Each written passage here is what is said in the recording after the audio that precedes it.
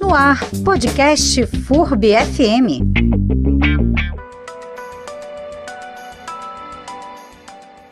O que impede uma mulher de denunciar? O que impede uma mulher de denunciar? O que impede uma mulher de denunciar? O que impede uma mulher de denunciar? O que impede uma mulher de denunciar? O que impede uma mulher de denunciar? O que impede uma mulher de denunciar? É a esta pergunta que nós pretendemos responder neste episódio, que é o terceiro da série sobre violência contra a mulher, em que alguns professores da especialização em violências, masculinidades e políticas públicas, que está sendo oferecida pelo Instituto FURB, foram convidados para debater o assunto. Desta vez, quem está por aqui é a professora Luciana Zucco, da Universidade Federal de Santa Catarina, a UFSC. A professora também faz parte do Instituto de Estudos de Gênero, o IEG. As inscrições para a especialização já estão abertas lá no site furb.br, na aba de cursos. As aulas estão programadas para começar em novembro.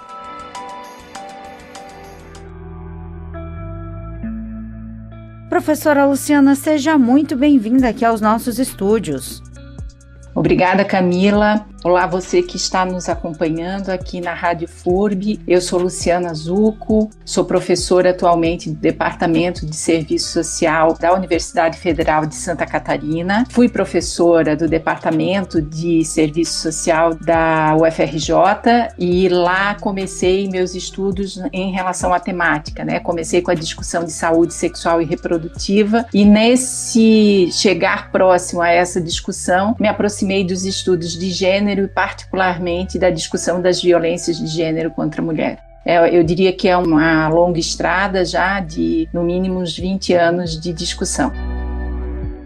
Vamos então ao nosso tema agora. O Brasil registrou mais de 105 mil denúncias de violência contra a mulher só no ano de 2020. Isso de acordo com um relatório que foi divulgado pelo Ministério da Mulher, da Família e dos Direitos Humanos. E tem ainda um dado mais chocante do que esse, que é 70% das mulheres vítimas de feminicídio nunca denunciaram as agressões. Esses dados também do Ministério. E aí eu lhe pergunto, por que isso acontece?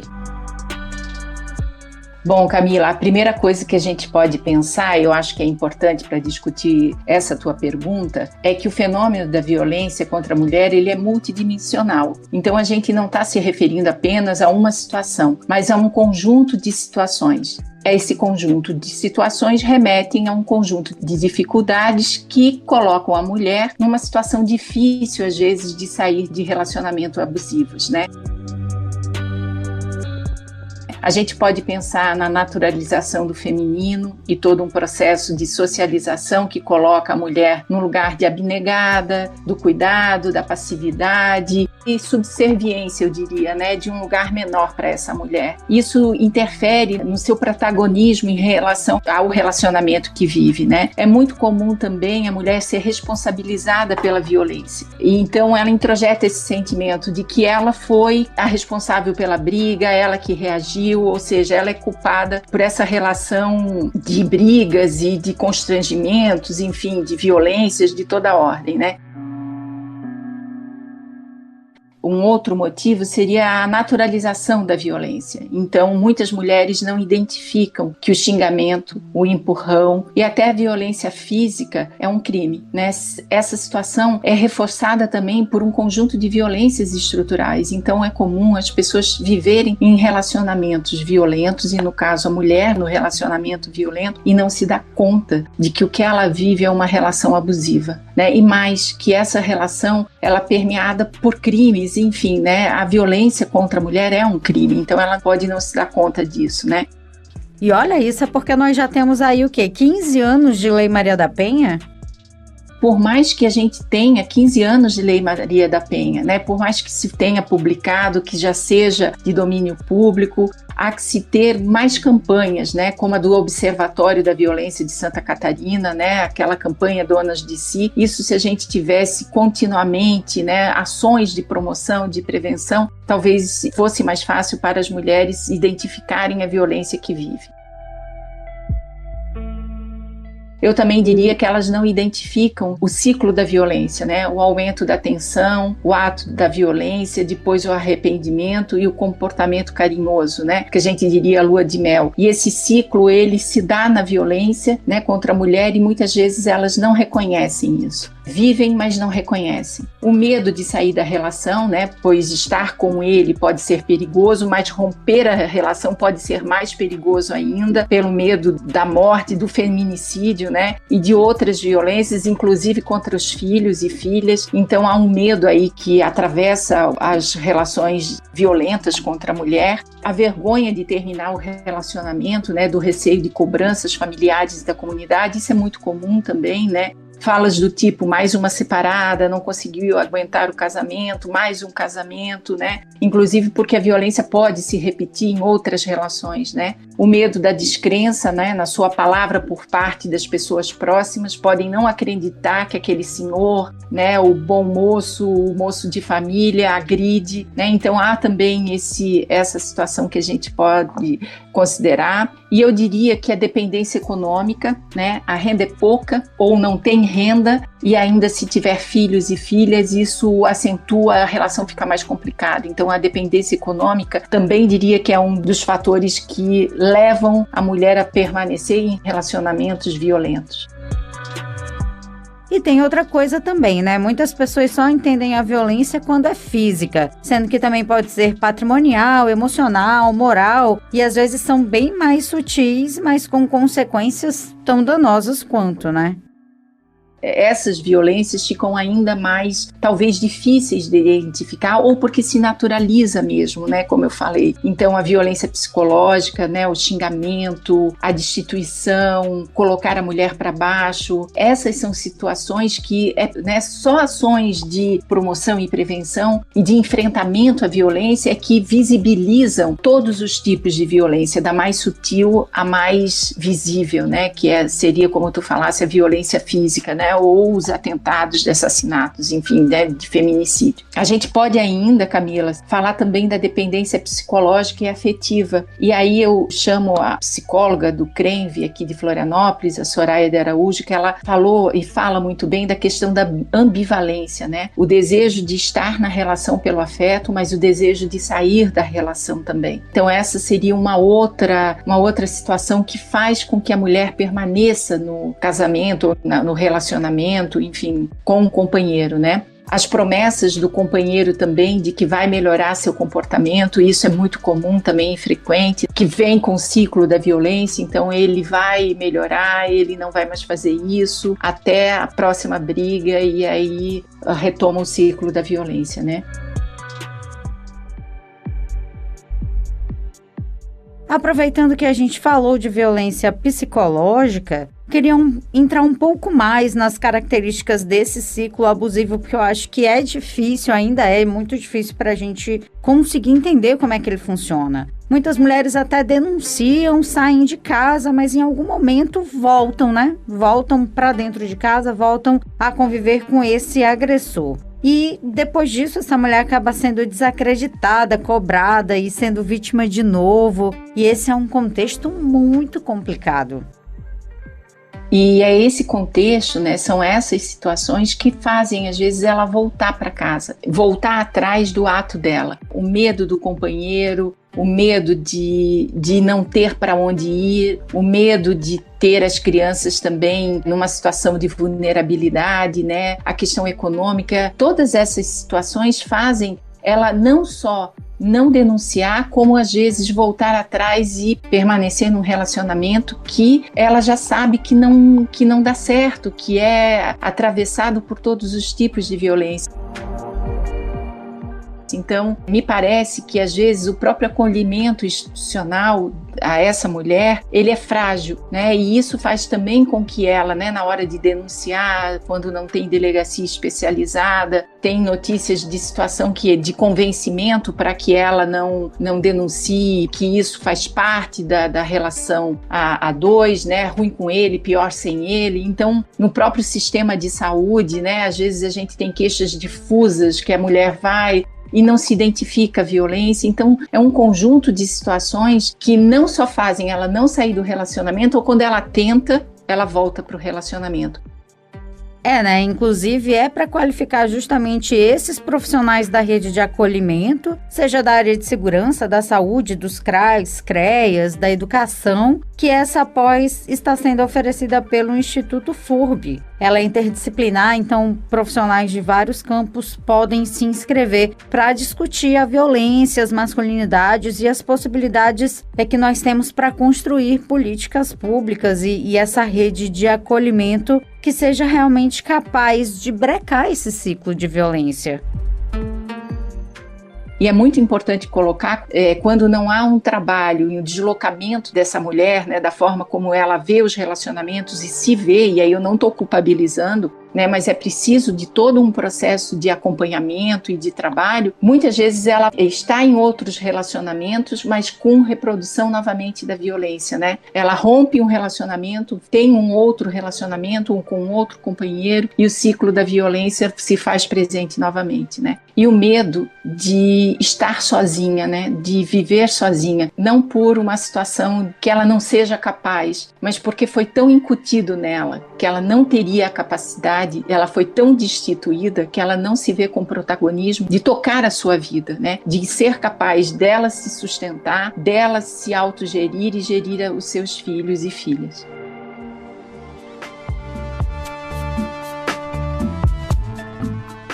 E essa questão do ciclo abusivo é muito complicada, né? Porque quando o tema não é tratado abertamente, essa mulher pode até terminar esse relacionamento, né? Mas quando ela entra num segundo relacionamento, num outro relacionamento, recomeça esse ciclo de abuso. E a mesma coisa acontece com o autor de violência, né? Se ele não trata isso de frente, ele pode se relacionar com uma nova pessoa e repetir esse ciclo de abuso e também essa hierarquia de poder, essa dominação, essa subalternização. E aí, quando a gente fala de violências de gênero contra a mulher, a gente está falando de processos de socialização que colocam uma relação de poder hierárquica, né? Quem está na relação abusiva, né? A gente está falando de homem e mulher, mas poderia estar falando do mesmo sexo, que também tem violências contra, né, pessoas do mesmo sexo em relações afetivas. Se não há um trabalho de ambos, a tendência é a reprodução da violência em outros relacionamentos. Então a gente está falando, né, da importância dos grupos de homens autores de violência para ressignificar a violência e se ressignificar, e também dos grupos para as mulheres, né? E aí a gente está pensando em equipamentos como CRAS, CREAS, no âmbito da política de saúde, no campo da educação, né? Todo um processo de socialização com as meninas, com os meninos, adolescentes, enfim, né? Porque quando a gente pensa em relacionamento abusivo, a gente está falando de processos de socialização, né? Então, quanto mais a gente trabalhar na mais tenra idade, né? Mais jovem, o que são as violências de gênero, né? Como elas se materializam, como que a gente pode estar num relacionamento abusivo e não identificar. Quanto mais cedo isso começar, né, e de uma forma tranquila, lúdica, né, melhor. Às vezes a própria criança, quando trabalhada, aponta para a família o que está acontecendo. Né? Quase sempre a criança aponta para a família o que está acontecendo, porque ela vive a violência também, né? Não é só a mulher. A gente está falando de uma violência que é contra a mulher, mas ela passa a ser uma violência de todos que convivem naquele espaço, naquela família. Professora, outra coisa é que apesar de nós já termos esses 15 anos de Lei Maria da Penha, somente 7% das cidades brasileiras têm uma delegacia especializada no atendimento de mulheres vítimas de violência. Isso de acordo com um estudo que foi conduzido pela revista Asmina. Aqui em Blumenau, por exemplo, nós temos uma, mas é somente ela, que está localizada no centro da cidade, né? Um questionamento que eu sempre levanto é se mulheres de bairros mais distantes, especialmente aquelas que moram em morros mais altos, com difícil acesso, se elas vão se deslocar de lá depois de ter sofrido violência para vir até o centro da cidade fazer uma denúncia. E aí lhe pergunto também, a gente precisa ter mais delegacias? E só ter mais delegacias por si só é suficiente? Tu tocasse num ponto muito importante. Primeiro é a ausência de determinadas políticas públicas, né? Depois é a vergonha de procurar determinados equipamentos. Ir para uma delegacia e ainda sofrer uma violência estrutural, que corre o risco quando a gente não está falando de uma delegacia especializada. Depois, tu tocasse num ponto muito importante, o acesso. Como é esse acesso?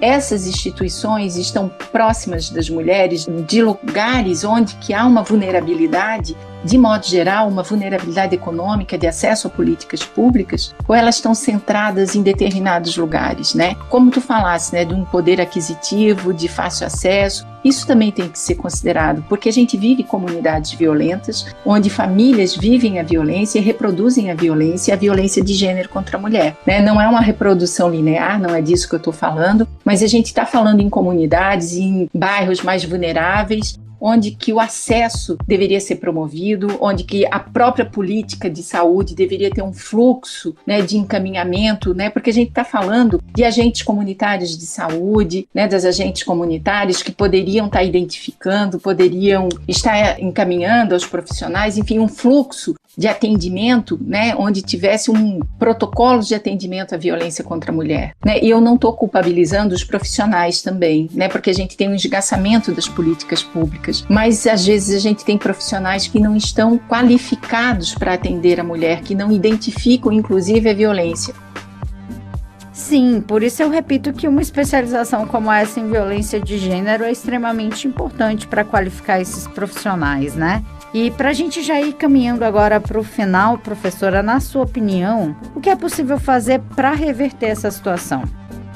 Eu iniciei a minha fala colocando que é um problema multidimensional, né? Então eu não sei se a gente reverte, mas a gente encaminha a estratégias para lidar com o problema. Eu penso sempre na questão, a primeira situação que eu penso em termos de enfrentamento à violência é a questão da socialização. Então a educação como um campo privilegiado de trabalhar as discussões de gênero e sexualidade, né? E hoje a gente tem muito pouco isso por conta dos planos municipais de educação que foram retirados a questão do tema transversal da educação, né, da orientação sexual, que é assim que é denominado. Mas a escola, eu diria, as políticas públicas de saúde, de assistência, né, de promoção da discussão da violência.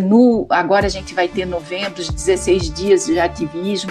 A mídia, né, comprando a ideia de divulgar o que é a Lei Maria da Penha, porque é o que tu falasse, a gente tem a lei, fala muito dela, mas às vezes o conteúdo, a informação não chega às pessoas e não chega em determinados lugares. Eu diria também o trabalho de grupo com as mulheres, como eu já falei, né, grupos operativos com as mulheres, o trabalho com grupos de homens, a ampliação das delegacias especializadas.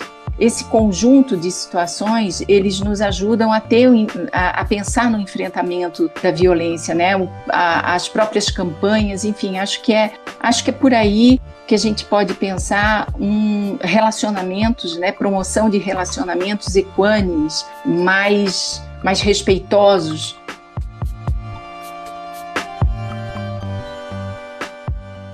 É isso, né, professora? Nós precisamos trabalhar nossas mulheres, mas também nossos homens, para criar um ambiente mais saudável para todo mundo. E agora nós já estamos realmente caminhando para o final deste episódio. Muito obrigada pela atenção e pela disponibilidade, professora. Queria pedir que você deixasse seu último comentário aqui para a gente.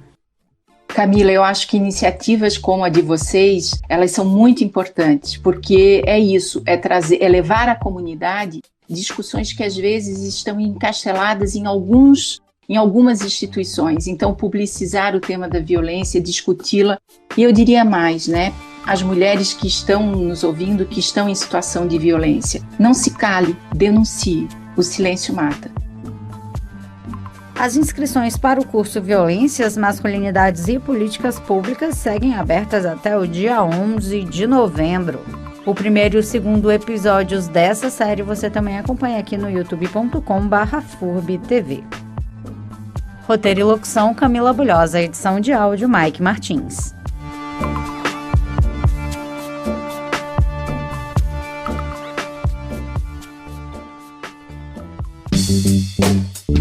Você pode acompanhar esse podcast no youtube.com/FurbTV e sempre às 17 horas de segunda a sexta-feira, na FURB FM 107,1.